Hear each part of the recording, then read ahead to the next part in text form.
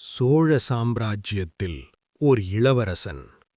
போர்க்களமே அவனின் விளையாட்டு. ஆதித்த கரிகாலன், சுந்தர சோழரின் மகன், வீரத்தின் பிறப்பிடம். இளம் வயதிலேயே பாண்டிய நாட்டின் மீது படையெடுத்து வீரபாண்டியனை வீழ்த்தியவன். என் தந்தையின் பகை சோழர்களின் பகை என்று வாளை உயர்த்தி எதிரியை நடுங்க வைத்த இளவரசன். போர்க்களத்தில் அஞ்சாதவன், ஆனால் அரண்மனையில் அமைதியில்லாத மனம். அதிக வீரன், ஆனால் விதியின் விளையாட்டில் நேர்ந்தது துரோகம்.